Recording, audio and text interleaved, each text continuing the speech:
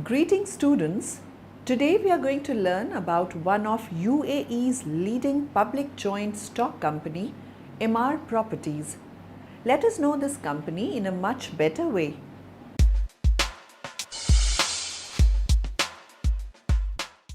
EMAAR Properties, based in the United Arab Emirates, is a public joint stock company, PJSC, listed on the Dubai financial market. Established in 1997 with an initial paid-up capital of AED 1 billion, EMAAR Properties is currently the Persian Gulf region's largest land and real estate developer.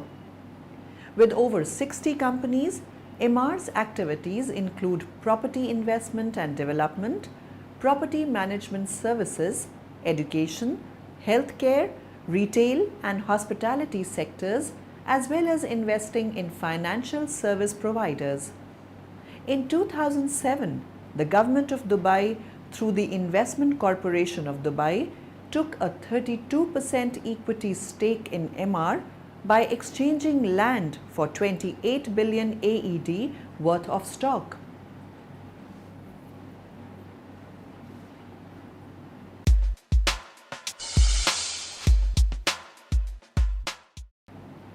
With more than 14,000 homes, EMAAR has several major real estate projects under various stages of development in Dubai. The company also owns and manages the Gold and Diamond Park. EMAAR started construction on its most ambitious project to date on 1998, the AED 73 billion, 20 billion US dollars Burj Khalifa downtown development, which comprises the Burj Khalifa, the tallest tower in the world, when completed in 2009, the Dubai Mall, Burj Khalifa Business Hub, the Lofts, the Old Town Island, Burj Khalifa Boulevard, the residences, Burj Views, man-made lakes, landscaped parks and gardens. Located in the Burj Khalifa, Armani Hotel and Residences Dubai includes 160 guest rooms and suites, restaurants and a spa covering more than 40,000 meters square. Above the hotel are 144 luxury residential apartments. EMAAR also owns several blocks of apartments in the Greens as well as villas in the lakes, which are rented to tenants. However, the Dubai government's rent cap laws have fixed rents at up to 50% below the prevailing market level. In early 2007, EMAAR contacted Green's rental tenants, informing them that they had 2 weeks to agree to purchase their apartment at the market rate, or it would be sold on the open market. Despite initial denials by EMAAR, a similar ultimatum was given to Lakes tenants shortly afterwards. Mohammed Al-Abbar, thank you very much indeed for joining us. Sorry, a proud day for you. What's the bit of this building that you like the most? I like it that it brings smiles to people's faces. They walk about and with the kids and they look at it and probably feel optimistic and take a picture and believe that, there's optimism that, human beings are so capable to design and construct it and push the boundaries of technology in every element, engineering, construction, so far, and be able to execute it. It means human beings are really very strong and very productive, and therefore I think the optimism that it brings to people's hearts. But is it the optimism that Dubai had, let's say, 6 years ago, as opposed to the optimism that it perhaps evaporated now? Well, I think optimism is in all human beings, all over the world, from New York to Shanghai to probably Mozambique. People get up in the morning optimistic, and that's human nature, and that's how the world moves on. Now, while you're being optimistic, sometimes we overdo it. That's a fact of life. Bankers give too much money. We get too excited. We do crazy things. But that's how human beings learn, and I just hope that the lesson is not too expensive. So that's what's happened to Dubai. You all got excited a bit. Is that what? I don't think we got overexcited. I think we are part of something called Earth. And we're all going through the boom time from, as I said, California to London to to Shanghai, and there was oversupply. And, some people took very liberal decisions. Banks given too much. People believed too much, and as a result, there is an adjustment in Dubai. Our banks are in good shape. There was an oversupply in the market. Values are becoming at a reasonable level, but they're still down, aren't they? Quite considerably from the boom time. Is that just a natural correction? Is what I would say. I would say a natural correction, but you must keep in mind that the cities still have 50,000 people monthly moving in. We still have 9%. How many are leaving? Well, out of the 50,000, I would say probably 10,000 to 15,000 leaving a month. But that is the record of the city all along. So we're talking about an incredible move. Still tourism going at 9% a year. Our national airlines is double-digit growth. Hey, things are not what they used to be. Let's be very honest. But what we're trying to say is that in human history, we all have to go through these tough times. We take tough decisions, we try to learn from them, and we move on. Yep. When we heard about Nakheel and the debt bomb, of course, it couldn't, had to have more time to pay back its bond. Do you have anything lurking on your balance sheet that we should know about and the investment community should know about? Well, as a public company, we produce our balance sheets on our quarterly results almost. And thank God that not only the management have done a fabulous job in managing the company, but I think that the auditors are becoming very serious nowadays, so they take all the right decisions, and even in case somebody wants to misbehave, they do all the right things. So I'm very happy that everything is behind many people, including us. Right, let's talk about one thing which I'm sure will turn up on your balance sheet as well. I can't get a clear answer on this, no matter who I ask. Did it cost $1 billion, as some said, or did it cost over $4.5 billion, as others say? So what's the true cost of the Burj Dubai? A little above $1.5 billion. Does that include all the projects around it as well? No, the project that will take us up to close $12 billion. But in all these projects was built, sold. The project as the Burj as well, 90% sold. And it is 90% sold? 90% sold. With a nice, little bit above 10% return, which is actually in tall buildings. It's very difficult to achieve. But in the design of the building and the efficiency and how architect consultants and our management team have worked together was fabulous. And again, the market was correct for us when we sold. You're not going to tell me how high it is? Tonight I will. No, tell me, tell us now, come on. It's above 800, but tonight the number will appear. His Highness Sheikh Mohammed will he's kind enough to come in and then celebrate and then throw the number out to the public. With the building like this, it's a hard act to follow. What does EMAAR do next? Well, first of all, human beings are capable. There'll be people doing wonderful things like this, and I hope we can be a part of it.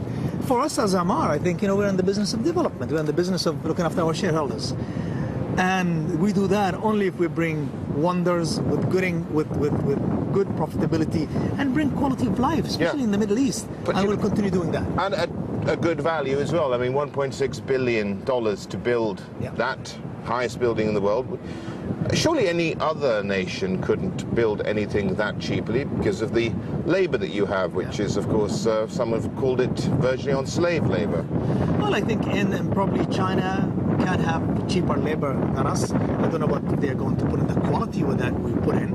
And if people talk about labor and treatment of labor, I think the record of our company and the contractors that we bring in, it's clear that we do the best for our laborers, but we do much best is that the experience they learn from participating in an incredible project like this. 12,000 of them will go onto their CVs, and I hope that better their life, their experience, and their well-being, and that's how we'll achieve. But that's, of course, contingent if another one of these is built somewhere else, or is it just having it there? You don't have to build a tall building if you're specialized in doing quality work and cabling, steel, cement, concrete, engineering, whatever it is. You've got a lot of that still going on in the region. Right. What next for this building? Very quickly. I think we should take care of it beautifully for as long as I live.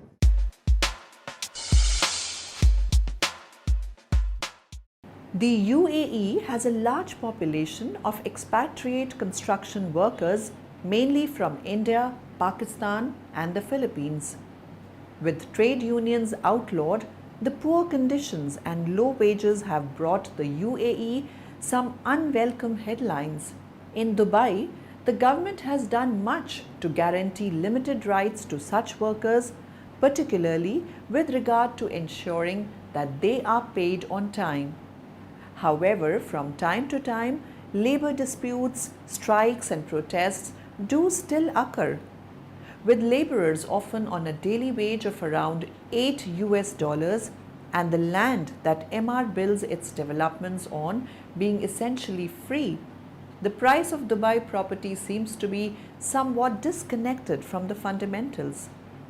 In July 2010, American businessman Lionel Lombard filed a $61 million lawsuit against EMAAR and its chairman Mohammed Alabar in a Californian federal court, alleging he had been falsely imprisoned for 2 years and tortured in UAE prisons because he had spoken up on behalf of EMAAR foreign workers and alleged apartheid was being practiced by EMAAR.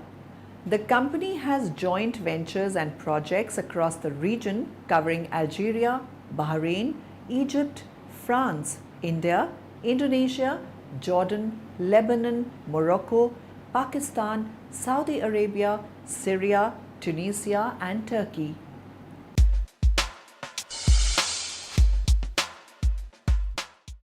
International projects include Cairo Heights in Egypt, Boulder Hills, a leisure and residential community in Hyderabad, India, multiple resort projects in Morocco, including Amalkis 2 and 3 and Bahia Bay residential golfing communities, 8th Gate project in Damascus, the city's first master planned community, and Lakeside in Istanbul. In Saudi Arabia, EMAAR is embarking on the creation of the AED 98 billion, 26.6 billion US dollars King Abdullah Economic City, a mixed-use development covering 55 million square meters of greenfield land with a 35-kilometer shoreline close to the port city of Jeddah.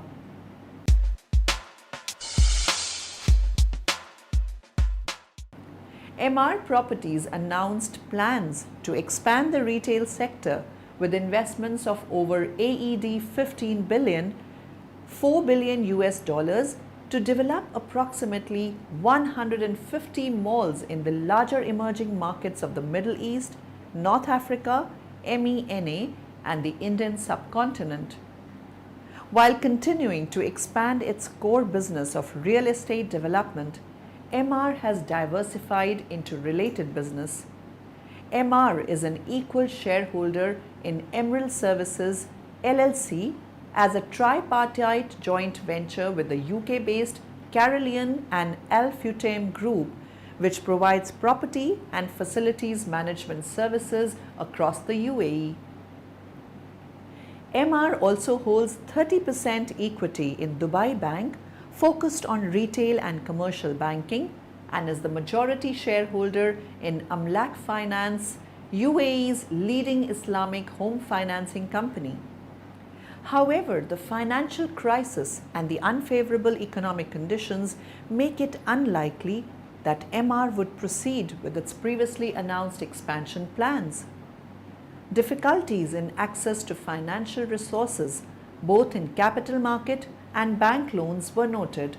EMAAR has joint ventures and projects across the region covering Algeria, Egypt, India, Indonesia, Morocco, Pakistan, Saudi Arabia, Syria, Turkey, and Tunisia. Recently, EMAAR announced plans to expand the retail sector with investments of over 4 billion US dollars to develop approximately 150 malls in the mega emerging markets of the Middle East, North Africa, MENA, and the Indian subcontinent.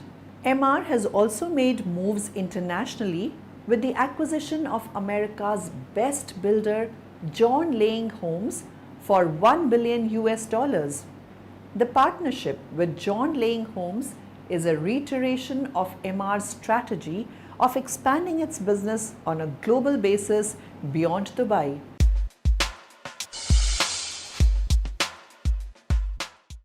In addition, EMAAR has teamed up with Giorgio Armani to build and manage 10 Armani hotels and resorts across the world. An Armani hotel will feature in EMAAR's flagship Burj Khalifa Tower, and other locations will include Milan, London, Shanghai, New York, and Tokyo. In January 2006, the company announced plans to expand its investments into the education business within the MENA region and India. The initiative will involve the establishment of international schools in the MENA region and India, offering education and an integrated curriculum for students ranging from kindergarten to tertiary levels. EMAAR has already set up partnerships with internationally renowned education specialists and finalized the acquisition of existing institutions. EMAAR's healthcare initiative, launched in March 2006, will initially be focused on the MENA and South Asia markets. EMAAR's plan involves the construction of hospitals, clinics, and medical centers and investing in the provision of world-class healthcare services. With a total investment outlay of around $5 billion over the next decade, EMAAR aims to develop and manage around 100 hospitals, each with 200 bed capacities and medical specialities in key centers. EMAAR will provide the infrastructure as well as manage the administration and operations of the hospitals, clinics, and medical centers. So students, we got to know about the various aspects of EMAAR Properties Group. Hope you must have got useful information about the company. Have a nice day.